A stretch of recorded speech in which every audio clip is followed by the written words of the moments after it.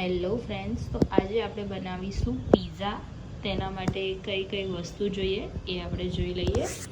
તો સૌથી પહેલાં આપણે જોઈએ પિઝા બેઝ, પછી આ રીતે ચોપિંગ કરેલા ટામેટાં, આ રીતે આ રીતની નાની નાની ચોપિંગ કરેલી ડુંગળી, આ રીતે ચોપિંગ કરેલા કેપ્સિકમ મરચાં, 2 ક્યુબ ચીઝના, આ મોઝરેલા ચીઝ છે, આ ઓરેગાનો, રેડ ચીલી ફ્લેક્સ, આ પિઝા સોસ, આ ટોમેટો સોસ, આ પનીર છે જો તમે નાખતા હોય અંદર તો.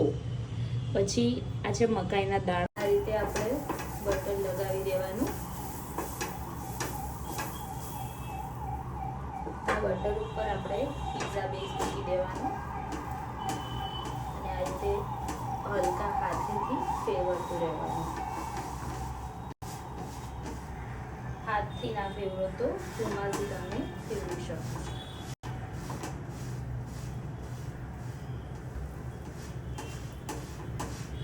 પછી આને બીજી બાજુ ફેરવી દેવાનો, બીજી બાજુ પણ એ રીતે જ શેકી દેવાનો.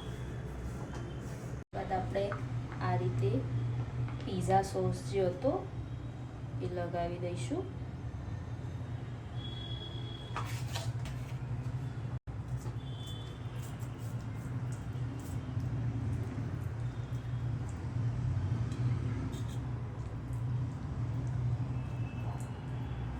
પછી આના ઉપર આપણે લગાવવાનું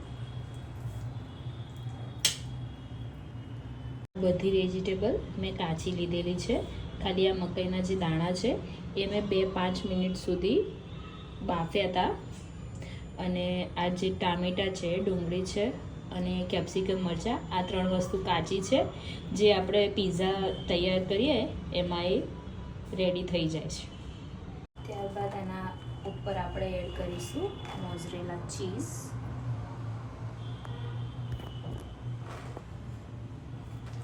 તમારે તમારા પ્રમાણે નાખવાની, જેટલી તમને ગમતી હોય એટલી. પછી એના ઉપર આ રીતે વેજીટેબલ્સ, જે શાકભાજી છે તમારું એ મૂકી દેવાનું, ગોઠવી દેવાનું.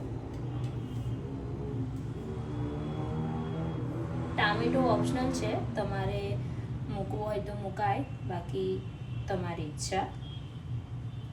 ત્યારબાદ ડુંગળી, કેપ્સિકમ અને પછી ડુંગળી આ રીતે મૂકી દેવાની.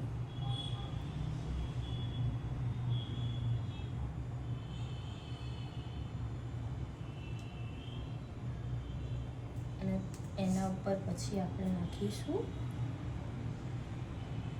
મકાઈના દાણા.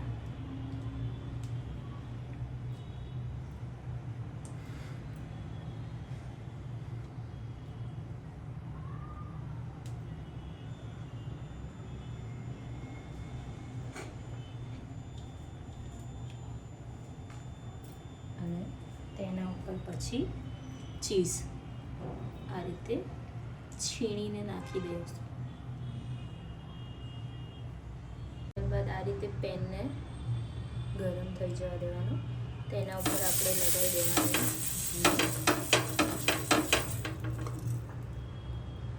ઘી. લગાવીને આપણે જે પિઝા બેઝ તૈયાર કર્યો તો પીઝો એ મૂકી દેવાનો અને તેના ઉપર આ રીતે કોઈ બી ઢાંકણ ઢાંકી દેવાનું.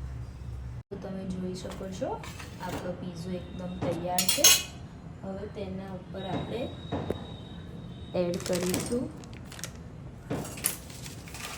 ઓરેગાનો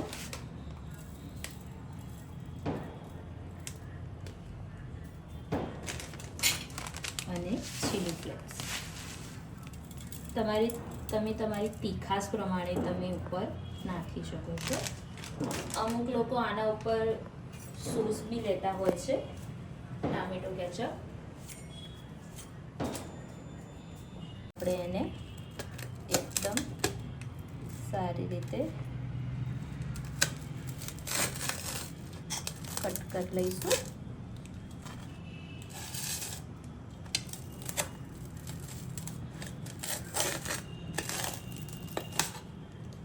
અમારા ઘરે બધા વધારે કડક પિઝા ખાય છે, એટલે મેં કડક કર્યા છે. તો બસ તૈયાર છે આપણો એકદમ મસ્ત ગરમા ગરમ પીઝા.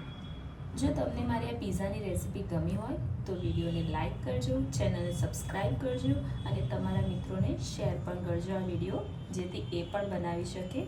અને આવી જ અવનવી વાનગીઓ જોવા માટે મારી ચેનલને ફોલો કરી દેજો. Thank you.